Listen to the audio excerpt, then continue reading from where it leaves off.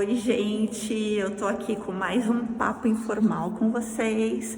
Hoje a gente vai fazer um papo informal diferente. A gente vai fazer um papo no meu consultório. E nós vamos falar hoje a respeito da avaliação intraoral, da importância da avaliação intraoral quando nós estamos avaliando o nosso paciente. Então, eu vou tirar a máscara agora para conversar com vocês em mais um papo informal. Vem comigo, você é meu convidado. E como vocês viram, o nosso papo informal hoje está num ambiente diferente, mas sejam muito bem-vindos aqui no meu consultório. E eu gostaria de falar para vocês hoje sobre a importância do checklist intraoral. É muito importante que façamos a avaliação intraoral dos nossos pacientes, mesmo sendo fisioterapeutas.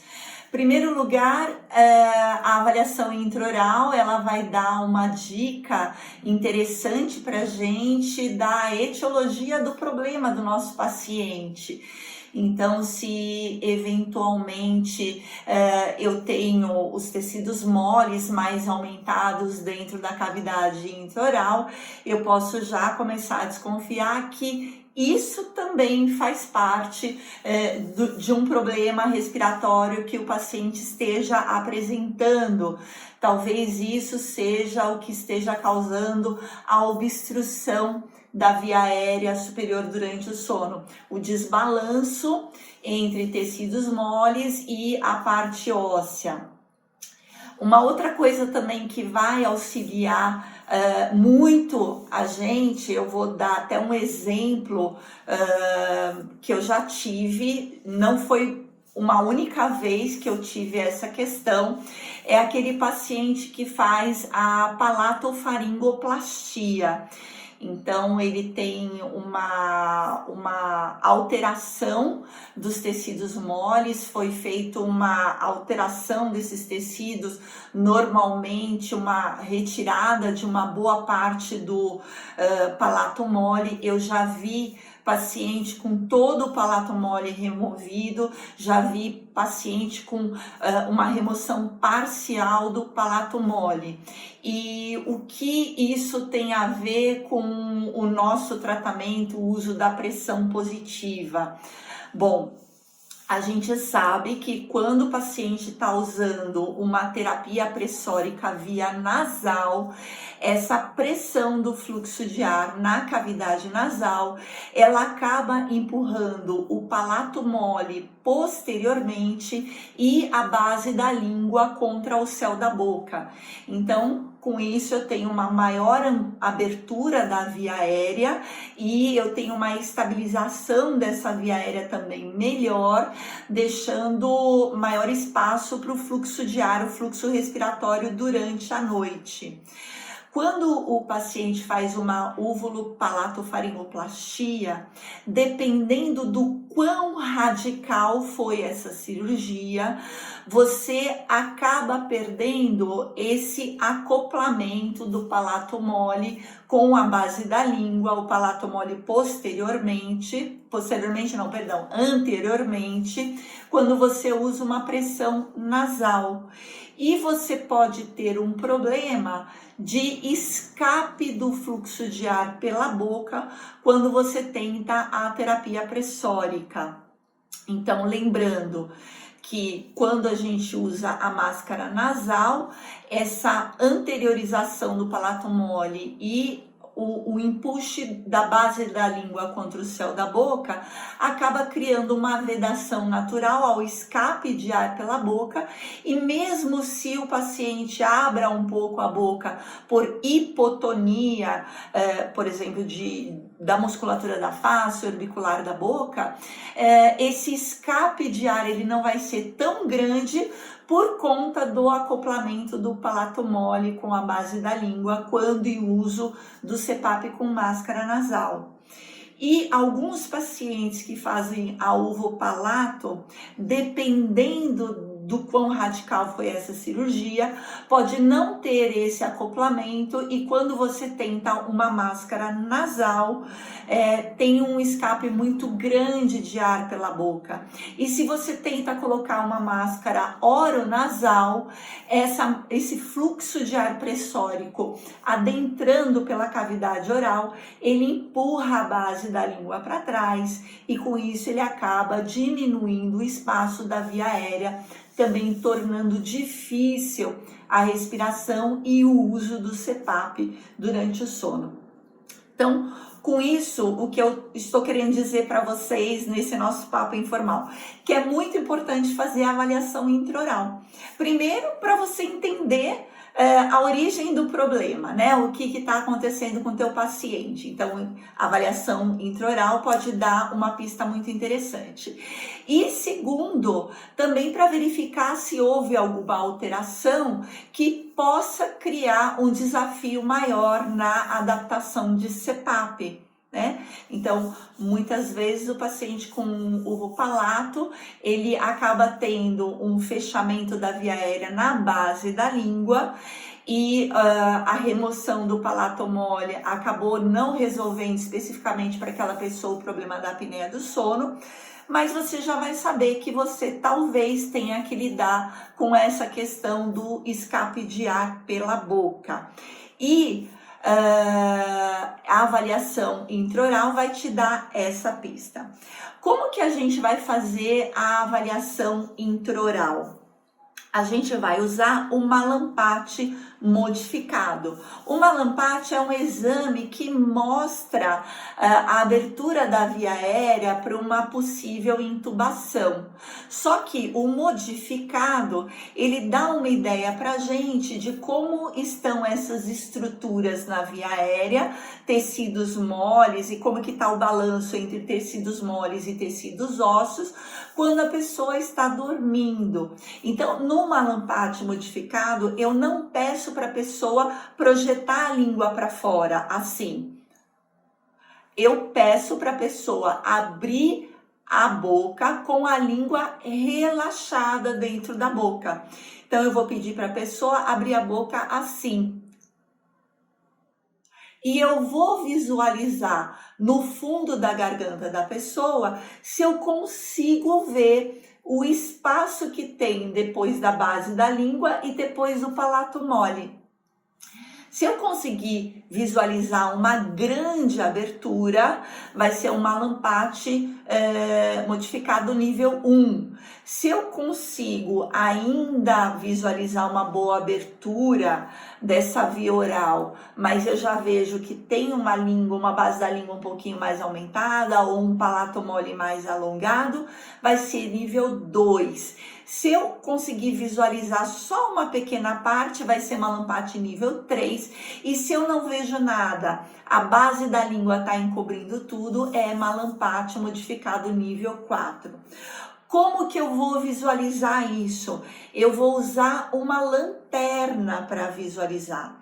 Não use a lanterna do seu celular, porque quando você estiver examinando o paciente, ele está sem a máscara e ele pode acabar falando naquele momento que você está examinando. E gotículas podem ir para o teu celular. A gente tem que sempre higienizar o celular, faz parte hoje da nossa rotina. Mas evitem usar a lanterna do celular, eu acho mais higiênico. Eu uso uma lanterna, a lanterna que eu uso é essa daqui.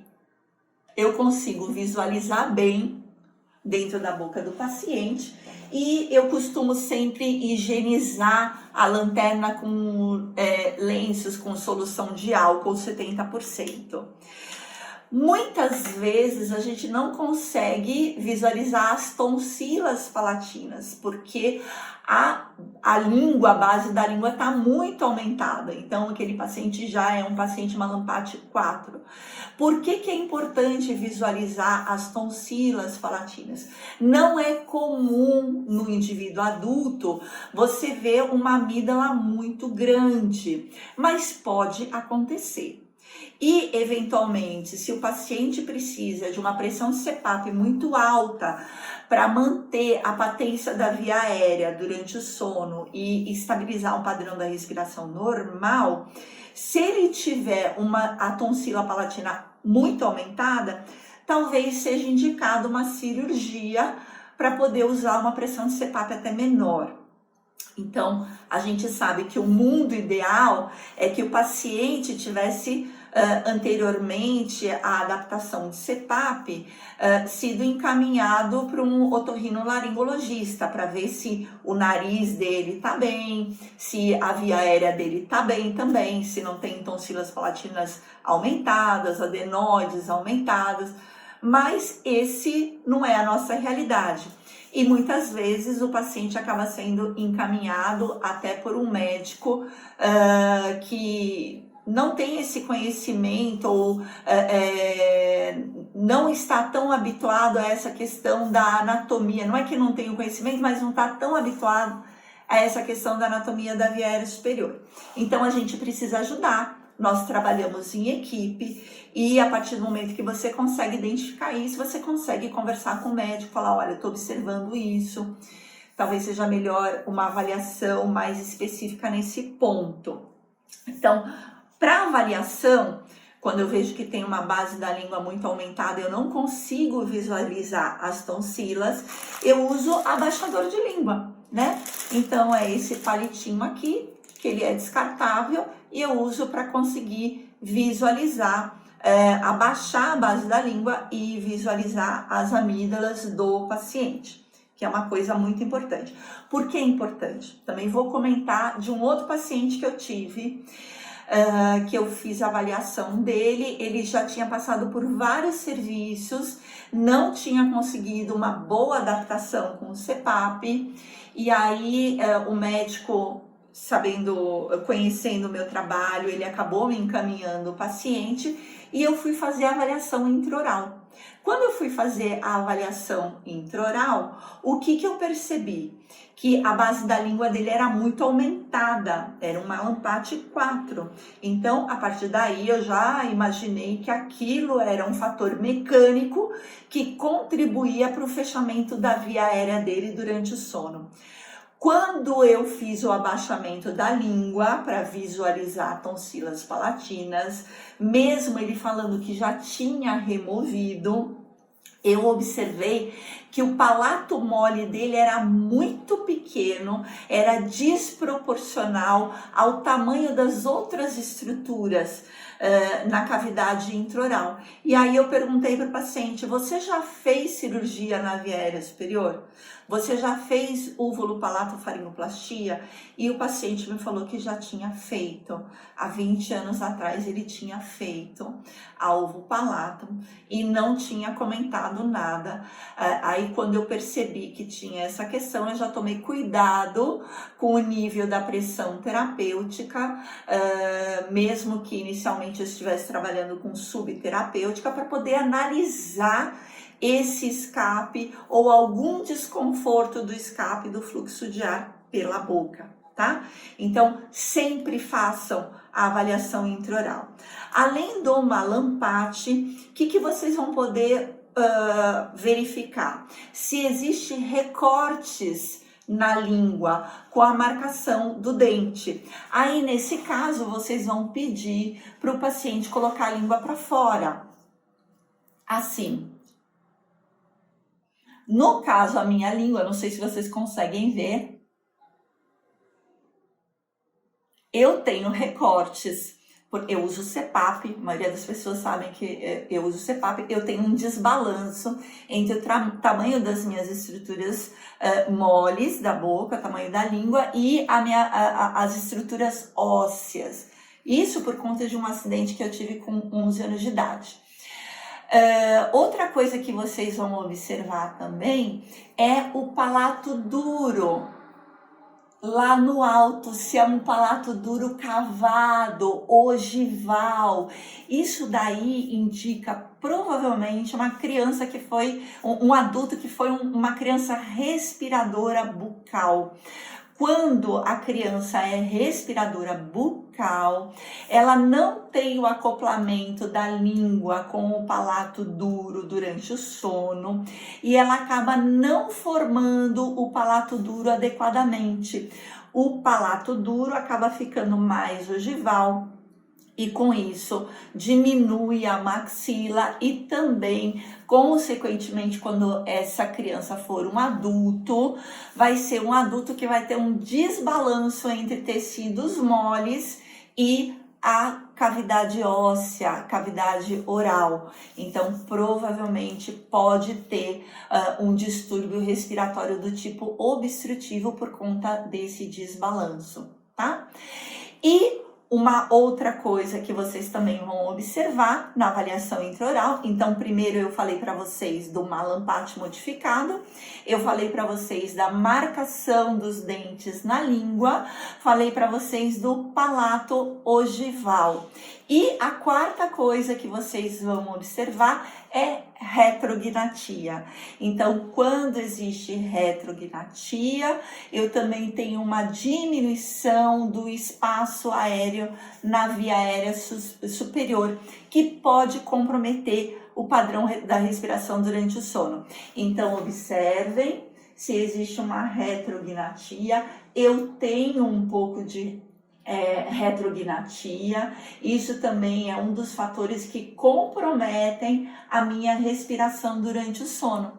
Então, muitas vezes as pessoas elas relacionam muito a apneia obstrutiva do sono com o peso, né? Aumento do tamanho da língua, aumento da circunferência do pescoço, mas o indivíduo magro, ele pode ter uma obstrução também, por ter sido uma criança respiradora bucal, por ter uma retrognatia, por ter esse desbalanço entre tecidos moles e tecidos ósseos.